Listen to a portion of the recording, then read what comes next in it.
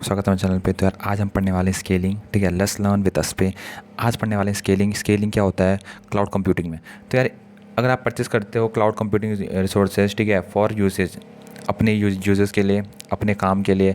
Now you wanted to increase its performance, ठीक है। आप चाहते हो कि इसकी जो परफॉर्मेंस है वो इंक्रीज हो जाए, ठीक है। तो आप इसको इंक्रीज़ कैसे करते हो? उसकी रैम या उसकी स्टोरेज बढ़ा के उसको आप कहते हो अपवर्ड स्केलिंग। मतलब आप कह रहे हो कि यार मुझे इसकी परफॉर्मेंस बढ़ानी है, जो मेरे सिस्टम में ले रखा है मैंने, ठीक है। क्लाउड कंप्यूटिंग मैंने कोई सिस्टम ले रखा है, फॉर एग्जांपल के लिए आपने 4 GB वाला और 1 TB वाला हार्ड डिस्क, ठीक है, सिस्टम वाला ले रखा है, ठीक है। आप चाहते हो कि इसकी जो परफॉर्मेंस है उसको आप इंक्रीज़ करो, ठीक है।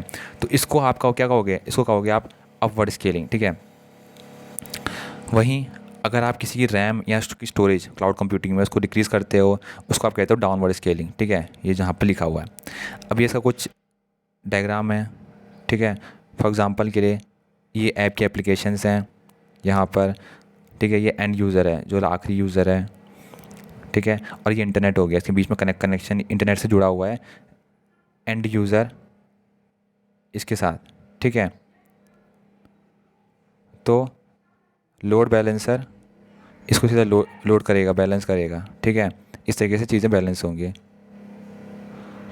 अब देखते हैं कि डायग्राम में बोल क्या रहा है। तो यार हो क्या रहा है, देखो, जो ऐप क्लाइंट है, ठीक है, ऐप है या जो भी क्लाइंट है, ठीक है, एंड यूज़र, ये इंटरनेट के द्वारा कनेक्टेड है और वो लोड बैलेंसर जो है लोड बैलेंस कर रहा है। स्केल अप करेगा तो रैम और जो स्टोरेज है वो बढ़ जाएगी, स्केल डाउन करेगा तो रैम और जो स्टोरेज है वो डिक्रीज़ हो जाएगी, ठीक है। उसके हिसाब से स्केल डाउन स्केल अप कर सकता है। अब इसमें कॉस्ट का भी रहता है, आप स्केल अप करते हो तो कॉस्ट ज़्यादा बढ़ती है, ठीक है, डाउन करते हो तो कॉस्ट डिक्रीज़ होती है, ठीक है।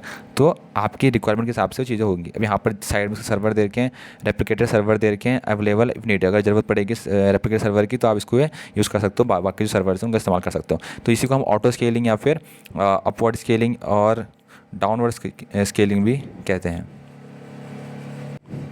एडवांटेज क्या है? एडवांटेज ये क्या, अभी सेम आपका सेव करता टाइम, ठीक है। आपका टाइम सेव करेगा IT स्टाफ का, क्योंकि उनको ज़रूरत नहीं पड़ेगी, ठीक है, आपका चीज़ें करने की। आप सीधा वहाँ पर अपने खुद से चीज़ें कर सकते हो, ठीक है।